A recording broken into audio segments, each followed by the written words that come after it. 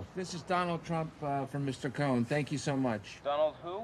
Politics is a subject matter I don't like to talk about on this channel, and in this video it won't be that, but just a straightforward review of the movie The Apprentice, even though it is about Trump and it is about Trump going from the 70s and several decades onwards in his life and career. He is a very controversial figure to cover in any sort of way, but this video will focus on the movie itself and not on him as a person or political figure. I want to keep this channel focused on movies, and this is an interesting movie to cover outside of the usual type of movies I cover in the horror genre, because I do like to cover non-horror from time to time. Now we'll go over the story of this movie, so if you have not seen the movie yet, I suggest you do so and then come back to this video, because there will be spoilers. The Apprentice is a 2024 biographical film that examines Donald Trump's career as a real estate businessman in New York City in the 1970s and 1980s, as well as his relationship with attorney Roy Cohn. Directed by Ali Abbasi and written by Gabriel Sherman, the film stars Sebastian Stan as Trump, Jeremy Strong as Cohn, Martin Donovan as Trump's father Fred, and Maria Bakalova as Trump's first wife Ivana. An international co-production between Canada, Denmark, Ireland and the United States. The film was announced in May 2018 but languished until Abbasi, Stan and Strong joined in 2023. After premiering at the 77th Cannes Film Festival on May 20th, 2024, the film struggled to find American distribution due to its subject matter and an attempt by Trump's legal team to block its release. Briarcliff Entertainment eventually bought the rights and theatrically released it in October 11, 2024. The film received generally positive reviews from critics. However, Trump described it as a defamatory, politically disgusting hatchet job, intended to harm his 2024 presidential campaign. The plot starts in 1973 with a young Donald Trump.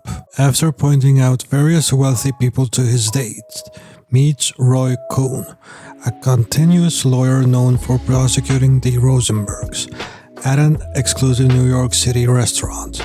Trump complains that the federal government is investigating his real estate mogul father, Fred Trump, for discrimination against African American tenants. Cohn offers to help. After Cohn blackmails the lead prosecutor with photos of him with a cabana boy, the prosecutor settles the case for little, despite evidence of racial discrimination. Trump celebrates and falls further into Cohn's orbit, seeing him as a better mentor than his father. Cohn teaches Trump about dressing well and media relations and offers his 3 rules: always attack, never admit wrongdoing, and always claim victory, even if defeated. Trump attends a decadent Cohn party where he walks in on Cohn, whose homosexuality is an open secret, having an orgy. Trump wants to develop the derelict Midtown Commodore Hotel near Grand Central Terminal into a Hyatt. Cohn, using blackmail audio tapes of officials, helped Trump get a $160 million tax abatement for the project, outraging advocates for the poor. Trump does not ask Fred, with whom he has a tense relationship, for permission to build. Trump develops the luxurious Trump Tower, belittling Fred's smaller achievements, and the media begins to treat him as a successful mogul. Cohn criticizes unions and welfare queens, presenting himself as a guardian of the American spirit, while attacking rules, morals, and truth. During the Reagan era, Trump says America needs to be stronger instead of disrespected by foreign nations. Trump and Roger Stone approve of one of Reagan's slogans, "Let's make America great again." Against Cohn's advice, Trump proceeds with reckless real estate developments, such as the Trump Taj Mahal in Atlantic City, causing losses. Fred is ashamed of his eldest son, Fred Jr., for becoming an airline pilot with TVA, considering it akin to being a bus driver with wings. Fred Jr. spirals into alcoholism, losing his career while the Trump family distances themselves from his self-destruction, and he eventually dies, devastating the family. His mother, Mary Ann, is agonized by this, and by Donald's attempts to manipulate his father's dementia to gain control of his siblings' inheritance, to pay off mounting debts. Trump meets Czech model Ivana Zelničková, gets her admitted to his club after she is turned away, pays for her expenses, then pursues her to Aspen, Colorado, where she models. To ask her on a date, they eventually wed. She becomes an influential figure in the success of the Trump organization. However, Trump grows resentful of Ivana overshadowing his success and tells her he is no longer attracted to her, though not mentioning his various affairs. She complains of her breast enlargement he requested and calls him fat. They fight and he SAs her. Now addicted to amphetamines to help control his weight, Donald is discouraged from using them by his doctor, with whom he discusses his obesity and baldness. Trump has contentious relations with the new mayor, Ed Koch. While facing disbarment, Cohn develops AIDS but publicly denies it. His lover, Russell, also develops AIDS, and Cohn asks Trump to put Russell up at the Hyatt. Trump eventually throws Russell out, claiming that guests complained, and refuses to approach Cohn, who berates Trump on the street, calling him an ungrateful fraud. After Russell dies, Trump takes Cohn to Florida and celebrates his birthday.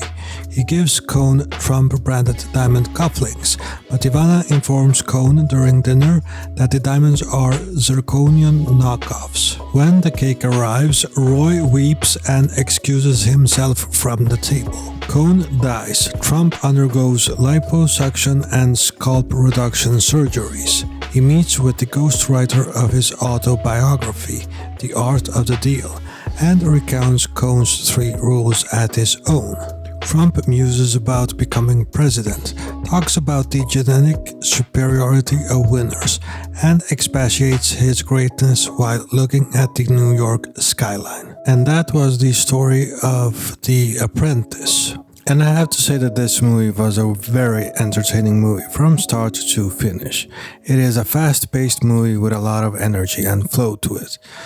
A lot of energy that is actually needed in a movie about this era in time, and the person it is about, and it really delivers on that front. There are many fun and sometimes hilarious scenes in this movie that are so well written and well directed. The director here, Ali Abbasi, is an Arabian director from Sweden, and he really does well here when it comes to the direction of this movie. Every era that this movie is depicting is very well represented when it comes to the visual design and production design. Every era actually feels like it's taking place in that place and time. Also, the score takes you back to those decades in a very effective way, with a lot of fitting music and song choices for the times that the scene takes place in. The cast here are also all very good, especially Sebastian Stan that plays Donald Trump in a very convincing way, both with how he looks like with the makeup and how his performance is executed in the movie. He really has a standout performance here, and I would not be surprised if he gets a nod at the Oscars next year. The rest of the cast, like Jeremy Strong as Roy Cohn, is amazing in this movie, and so is Martin Donovan and Maria Bakalova as Trump's father and wife, Fred Trump and Ivana Trump. While it is a very energetic and fun movie, it does feel like this story is a story we already know, and it feels like the movie doesn't take chances with the material. Here you have one of the most controversial figures in the world today, and I thought that the story itself would tell us something we don't know, or at least something we have not been told about throughout the years of Trump's presidency and life. This kind of feels like a very soft biography, even though when it released back in October, it was talked about a lot and there were headlines about it because it was releasing so close to the presidential election in the US. The movie does have a message, but it is a message that is kind of predictable and puts nothing on the table that takes any risk. It is fun while it lasts, but it leaves nothing to think about that lasts after you've seen it. The technical aspects are good. It is a well-made movie, but the script itself could have taken some more risk, because the material is right there that this could have been a very masterful satirical classic. Instead, you get what you expect, and you have a fun but forgettable movie. I'm giving The Apprentice a 6 out of 10. If you like this video, please like, share and subscribe. Also, don't forget to smash the bell icon if you want to see more videos from me in the future. This has been Boogeyman Cinema. Thank you for watching. We have a brand new campaign slogan. Let's make America great again. Well, I like the again part.